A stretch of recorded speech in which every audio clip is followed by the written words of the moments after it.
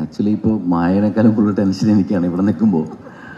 ഇതുവരെ ഞാൻ വിചാരിച്ചിരുന്നത് വളരെ ഈസി ആയിട്ട് ഹാൻഡിൽ ചെയ്യുന്ന ഒരു പൂജ ഫംഗ്ഷൻ ആയിരുന്നാണ്. പക്ഷേ ഇത് എന്താ പറയുക, ഒരു ചെറുപ്പത്തിലേ മുതൽ ലാലേട്ടൻ ഫാനായിട്ട് വളർന്ന ഒരു ആൾ, ആഗ്രഹിച്ച ഒരു ഡയറക്ടറായിട്ട് അയാൾക്ക് കിട്ടാവുന്ന ഏറ്റവും നല്ല അവസരമാണ് ലാലേട്ടൻ്റെ ഫാമിലിയിലെ ഒരു 2 മിനിറ്റ് സ്പെൻഡ് ചെയ്യുക എന്നുള്ളത്. ഞാനിപ്പോൾ അത്യാവശ്യം കുറേ നേരം സ്പെൻഡ് ചെയ്യാൻ പറ്റുന്നുണ്ട് ലാലേട്ടൻ്റെ ഫാമിലിയുടെ കൂടെ.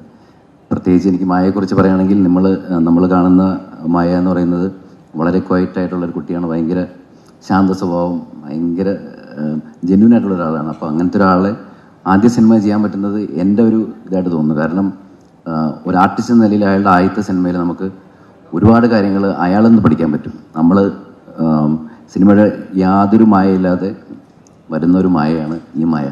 അപ്പോൾ അതുകൊണ്ട് അത്ര സന്തോഷം എനിക്കുണ്ട്. എന്താ പറയുക, എല്ലാവരോടും പറയാനുള്ള ഇതൊരു ചെറിയ കുടുംബ ചിത്രമാണ്. അതുകൊണ്ട് ഞങ്ങളിത് വൃത്തിയായിട്ട് ഷൂട്ട് ചെയ്യാനാണ് ആഗ്രഹം.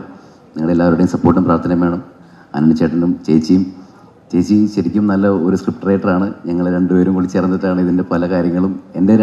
ഈ പടം എഴുതിയിരിക്കുന്നത് ലിനീഷ് ബാലയും അഖിൽ കൃഷ്ണ എന്ന 2 പേരും കൂടി ഉണ്ട്. അവരുടെ ഉണ്ട്, അവരുടെ കൂടെ ഞാനും ചേച്ചിയും ഉണ്ട്. ഞങ്ങളെല്ലാവരും ചേർന്ന്, കാരണം ഇത് ഓരോ പ്രാവശ്യം നമ്മൾ മിനുക്കി എല്ലാവർക്കും ഇഷ്ടമാവണം എന്ന പ്ലാനിലാണ് എഴുതിയിരിക്കുന്നത്. ഇതിൽ ക്രൂഷ്യൽ പല കാര്യങ്ങളും ആനന്ദ് ചേട്ടൻ്റെയാണ് ഒരു മെയിൻ റൂട്ട് ഈ വഴി വന്നത്. പിന്നെ ഞാൻ തന്നെയാണ് ആനന്ദ് ചേട്ടനോട് പറഞ്ഞത്, ചേട്ടാ ഇതിനകത്തൊരു കഥാപാത്രമുണ്ട്, അത് ഞാൻ ആശിഷിനെ കൊണ്ട് ചെയ്യിച്ചോട്ടെ എന്ന് ചോദിച്ചത്. കാരണം എനിക്ക് ആശിഷിനെ നേരത്തെ കണ്ടിട്ടുണ്ടെങ്കിലും എനിക്ക് ആ ക്യാരക്ടറിന് ആപ്റ്റാണെന്ന് തോന്നിയിട്ടാണ് ഞാൻ ചോദിച്ചത്. അപ്പോൾ ആനന്ദ് ചേട്ടനെ സന്തോഷത്തോടെ പറയുകയും ചെയ്തു. അങ്ങനെ എല്ലാം ഏതാണ്ട് കൊത്തുവരുന്നു. ഒരുപാട് സന്തോഷം ഇങ്ങനെ ഈ വേദിയിൽ നിൽക്കാൻ കഴിഞ്ഞതിൽ. ദൈവം എല്ലാവരും അനുഗ്രഹിക്കട്ടെ. Thank you.